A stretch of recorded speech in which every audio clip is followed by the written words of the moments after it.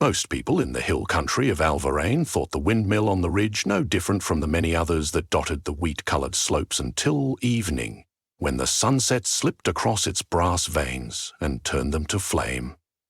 Then the windmill shone like a fallen star, and neighbours remembered why they never planted too near its foundations, why every home in 4 villages kept a little clay jar on the mantel to catch the silver dust that drifted down from the ridge each dawn. The mill's keeper, Orrin Mays, spent his nights coaxing power from the impossible. When a child woke screaming, or a widow trembled remembering war, the nightmare they shared rose in a faint purple mist and drifted toward the ridge. Orrin called the stuff raw dread. He pulled it from the air with spider silk nets, shoveled it into the hopper, and let the brass wings grind it to stardust. By morning, the dread was gentled, sifted into powder that glimmered like hoarfrost and smelled faintly of oranges. A handful sprinkled on any hearth emboldened a sleeper to brave a dragon's den or serenade a storm. Without that dust, the villages of Brackenfold, Ives, Talamere and Wisp's End would have been ordinary places, rife with anxious nights and wasted mornings. With it, children dreamed heroic epics. Lovers danced across clouds, old farmers walked again on strong young legs, so the people kept casseroles coming up the footpath, and they spoke Orrin's name with soft affection. But brass gears fatigue, and so do brass keepers. One autumn, when the hills rusted beneath the sumac leaves, Orrin fell ill. His cough rattled louder than the millstones. He summoned his granddaughter Lena and placed into her palm a delicate key shaped like a starburst. "Dreams need feeding," he said, voice wheezing. "The mill knows the difference between a keeper and an intruder. This key convinces it you belong." Lena was only 14, all scabbed knees and ink-stained fingers from sketching the machinery she adored. Her parents ran a bakery in Brackenfold. They wanted bread and predictability for their daughter, not brass wings and nightmares. Yet Lena felt the machinery's call each evening. The hush before the ridge lighted like a lantern. She pressed the starburst key to her heart. "I won't let the dreams go hungry," she promised. Orrin smiled, lines on his face softening. "Remember, never cram too much dread in the hopper at once. The mill chews emotion still it can choke." He lasted another week.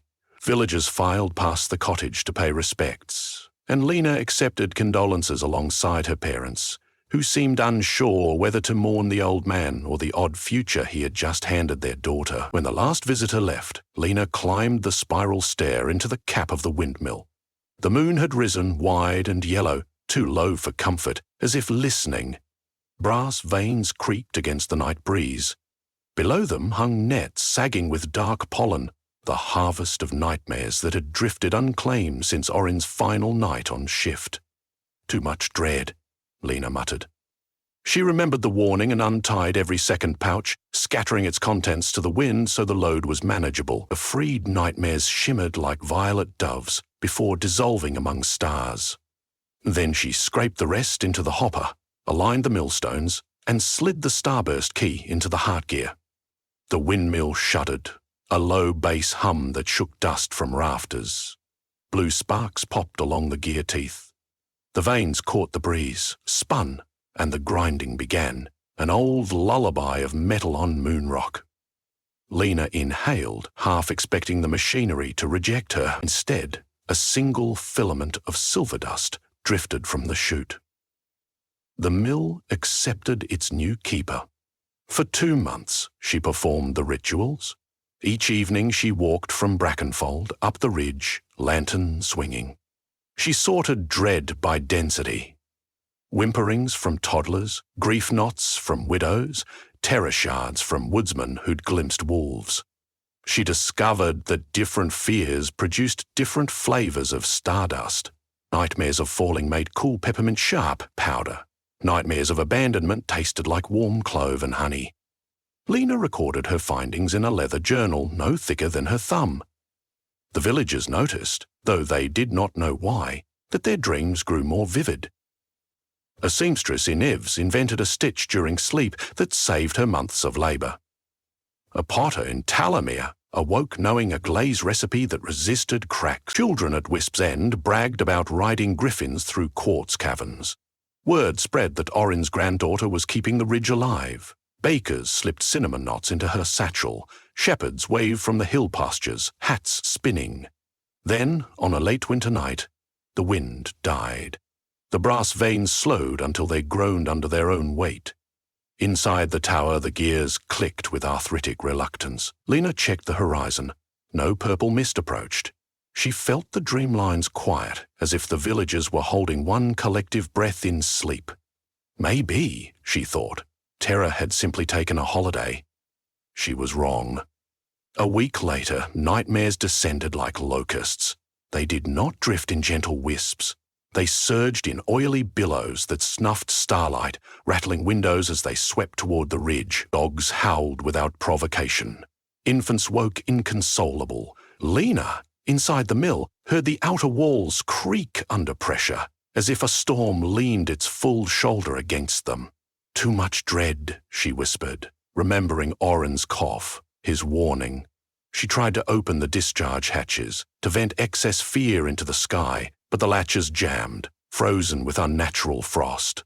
The surging nightmare collected around the tower, pushing through cracks, coiling down stairwells. Lena hurled herself at the controls, intent on forcing the hopper closed, but the first tendril of raw dread coalesced beside her. It took the shape of a man-sized crow whose feathers bled darkness. Its beak did not open, yet Lena heard a voice in her skull. Keeper. Grind me if you dare, and you grind yourself! The shadow raced upstairs, squeezing through keyholes with the liquidity of ink. Lena bolted after it, heart hammering. Above, she heard clanging. The crow wrenched at the heart gear, dislodging cogs. The millstones shrieked, metal against metal, and the tower lurched. Lena flashed on a memory, Orin teaching her how to walk the dream way. A secret passage inside sleep that allowed a keeper to work on gears too delicate for daylight. If the crow, this nightmare made sentient, had invaded the heart gear, she would have to follow it on its own ground. She yanked open the drawer beneath the control desk. Inside lay a slender silver mask and a small vial of stardust, the instruments of dream-walking. Lena slipped the mask over her face. She uncorked the vial, swallowed a pinch of dust, and stretched out on the hardwood floor. Her body went limp. Her mind tumbled sideways. She stood upon a bridge of cogwheels, suspended in darkness, lit only by the glow of constellations carved into brass panels. The crow waited at the far end, larger than before. Each exhalation from its beak scattered shards of broken lullabies that fell and vanished. Around them ran the mill's dream machinery, pistons pumping ideas into unborn stories, pendulums swinging between memory and hope. Why do you feed them courage? The crow demanded. Why not let their own fears shape them? Because fear alone curdles the world, Lena said, knees quaking but voice firm. Dreams restore its balance. The crow spread wings wide enough to eclipse planets. Then you shall witness imbalance. It lunged. Lena ran. She skipped across rotating gears, slipped between spinning axles. The crow's talons scratched sparks behind her. She felt the dreamway shiver, bolts loosening. If the nightmare tore this place apart, the brass windmill would break in waking world too. Without millstones to grind dread, the hill country would drown in it. He needed a plan, not flight. She dove behind an oscillating cam and rummaged for weapons. Her hands closed around something soft fabric woven from lullaby linen, pale blue. Orin kept stores of it in the gears. Lena wound the cloth into a sling, scooped up handfuls of broken lullabies the crow had shed, and loaded a bullet of melancholy song. When the crow rounded the cam, Lena whipped the sling. The pellet struck its chest and burst in a chime of minor chords. The crow staggered, feathers molting stanzas of old grief. For a heartbeat, Lena saw within its body a void pleading to be filled, the same emptiness she'd seen in her own eyes after Orin died. She lowered the sling. "You're not my enemy," she said softly. "You're what's left when grief finds no millstone." The shadow trembled, its wings folded inward, not in aggression, but fatigue. "Let me grind you," Lena offered. "Not to destroy you, but to change you. Stardust remembers what nightmares forget." The crow regarded her, head tilting, feathers whispering. Finally it nodded once. The bridge flooded with violet mist. Lena felt herself dissolve back through the mask, waking. She lurched upright on the tower floor. The walls shook but had not collapsed. Outside, the nightmare storm still raged. Yet Lena sensed its center, waiting. She scrambled to the hopper, disengaged safety locks, and opened the chute wide. The crow poured through the open window, its form now fluid. It circled once, a cyclone of shadow. Lena sang a lullaby she had not realized she knew. A fragment her grandmother used to hum while kneading dough, words simple as candlelight. The crow folded inward, shrinking until it was no more than a dense sphere of purple dread. Lena caught it in a burlap sack and tipped it into the hopper. "Easy," she murmured, as she had heard Orin do. "The stone's hungry, but it will not bite." She turned the starburst key. The windmill groaned, stalled, then, as if taking courage from her, spun. Brass vans glinted. Millstones bit into the nightmare. The grinding was louder than thunder. Lena feared the whole tower might explode, but she held the throttle steady. The dread screamed, or seemed to, a keening that resonated inside human bone. Then, suddenly, silence. A fountain of stardust erupted from the chute, a geyser of silver threaded with violet streaks like sunrise. It drifted through broken panes, out across the terraces, down into the valleys. One by one, windows in the villages glowed soft gold as sleepers inhaled the transformed nightmare, now dream fuel, tinged with bittersweet courage. Lena collapsed against the railing, lungs burning. She expected exhaustion, but an ember of joy lit within her. The millstones slowed to idle. The vans creaked mellow as wind chimes. Below, dawn approached. Peach and rose across the snows. Lena left the controls, carried a tin pail outside, and gathered the settlement of fresh dust still drifting onto the balcony.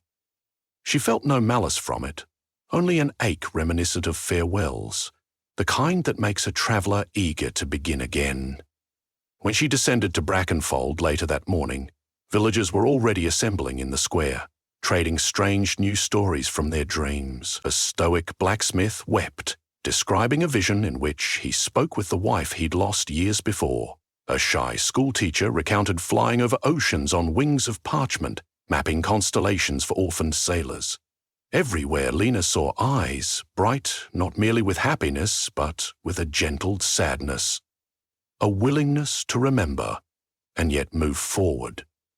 Her parents spotted her over the crowd. Mother wiped flour on her apron. Father removed a baker's cap. "We had the most curious dream," Mother said. "Your grandfather visited. He said you've done well." Lena could only hug her. Word of the miracle spread beyond the hill country. Travellers arrived bearing jars of nightmares. Miners from the north who had seen cave-ins, sailors haunted by drowned storms, rebels guilty over necessary violence. Lena instituted a policy. For every nightmare ground, the dreamer must promise one act of daylight courage. Apologize to an enemy, plant a tree where one had been cut, teach a stranger a craft. The line outside the mill formed at dawn and dwindled after dusk, but each visitor left lighter. That is how 4 villages became 7, then 12, each lit at night by chains of lanterns, whose flames shimmered with violet silver dust. They called the stardust starless, because it owed nothing to heaven and everything to human dread redeemed. Some nights, when the wind drops and the brass veins slow, Lena stands on the ridge and listens. Beneath the turning gears she can still hear wing beats, a faint caw, though no crow circles the mill. She likes to think the creature she ground into dust still roams the dreamways in kinder form, shepherding nightmares toward her hopper in manageable bundles. She has apprentices now. The youngest, Milo, insists on polishing the veins until they gleam like coins. Dara, a mathematician, charts which ratio of dread to hope yields the richest dust. They laugh, they argue, they sing. The windmill has grown louder with life. On the anniversary of Oren's passing, Lena climbed alone to the cap. She carried the starburst key, though she no longer needed its permission. She opened the maintenance hatch and gazed at the heart gear. There, stenciled into the brass, by starlight perhaps, she saw words she swore were not there before. Grief was once a winged shadow. Now it is the dawn's first glow. Feed the stones, child of sorrow, and watch the bright tomorrow grow. Lena traced the letters until her fingertips smelled of copper. She thought of the baker's rhythm and her mother's wrists, of the blacksmith's tears, of the crow that chose transformation over dominion. She thought, most of all, of the fragile beauty in every nightmare potential, longing to be reshaped. The wind rose then, sweet with spring. It caught the brass veins, and they spun, and they sang. Lena closed her eyes, feeling the tower hum beneath her boots. In the valley, lanterns extinguished one by one as villagers surrendered to sleep. Up the ridge drifted the first pale wisps of raw dread, the night's harvest. Humble as moths, shining like possibilities, Lena opened the nets wide.